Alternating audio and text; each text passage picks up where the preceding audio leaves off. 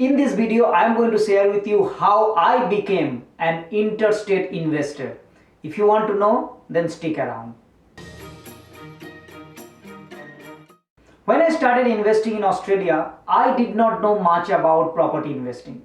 So I started going to all the seminars, networking sessions that you could possibly imagine. And just by attending different seminars and different speakers, within about 6 to 12 months, I became restless by my first investment property. I was self-employed, so I had to wait for about a year to get my first financial return done before I could even apply for a loan. I was in Sydney and I could not find a positive cash flow property in Sydney, so I was actually looking elsewhere. And the house price was relatively expensive in Sydney. So after about a year, I actually went to test all the knowledge that I gained. So for the first thing that I did was to decide where to invest. I was debating between Queensland and Victoria and finally decided that I wanted to invest in Queensland. And that was the first decision I made before I knew anything. I did some internet research, I saw a Queensland map and picked up a Southeast Queensland is a place to invest. So one day I booked my flight to Brisbane, I booked a rental car in Brisbane airport and got ready to explore Queensland. So one Saturday around 3:30 a.m. in the morning, I got up, I took my car to Sydney airport, parked my car at the airport parking lot and then took the flight and went to Brisbane. I then picked up my hired car once I reached in Brisbane airport and then started driving. I particularly chose about 2-3 suburbs that I was going to look into in that area, and I was also pre-planned for about 2 or 3 properties that I am going to inspect. I knew Brisbane City, I knew Gold Coast City, so I chose that my tenants would be liking between Brisbane and Gold Coast so that they could access both the places. And that was my thought process. Market was completely different back then. Every property I saw was around 1 or 2 buyers in there. And some agents even were willing to show you a private inspection. And the property that I was looking into is mostly around $300,000 to $350,000 range. Similar properties in similar areas in Sydney was priced around 2.5 times more than what I was seeing in Queensland. There was a for sale by owner property that I inspected on my very first visit. The owner was an old lady and she wanted to sell the property because she wanted to buy a house in Sunshine Coast. I had no practical experience about inspecting a house, so the first time I went to see the house, let me tell you something about the house. The house was filled with stuff. There was hardly any place that you could see. Loads of stuff. It was a 4-bedroom, 2-bathroom house. While inspecting in the property, I was taking photos, I was taking notes, and was there a fan in the room? Is there a light properly coming? Is the lights working? What's the condition of that overall room? What is the condition of the bathroom? Is the kitchen working properly? Is there a dishwasher? Is this a gas kitchen or an electric kitchen?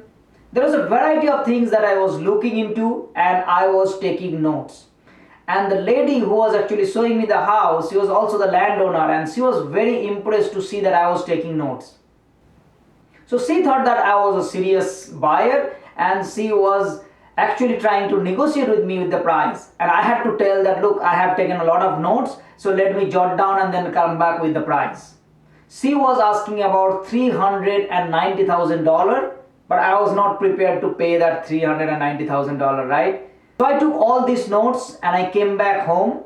The house was about 2-story building. It's a full brick house. It was a really nice house. It has also a swimming pool, and that swimming pool of course brought me into this emotional state.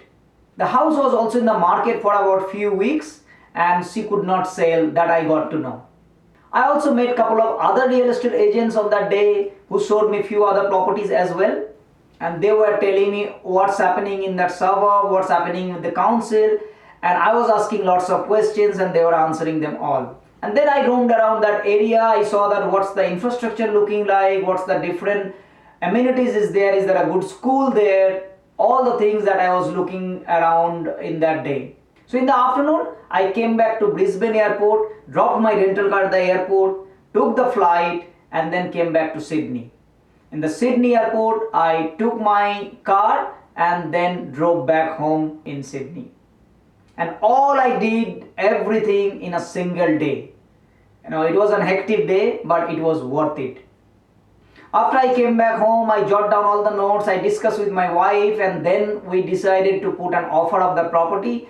After a bit of negotiations, to and fro, ultimately we put an offer of $367,000, which got accepted. Of course, I took the loan from the ANZ bank. That was the only bank at that time was giving loan with 1 year self-employed financial return.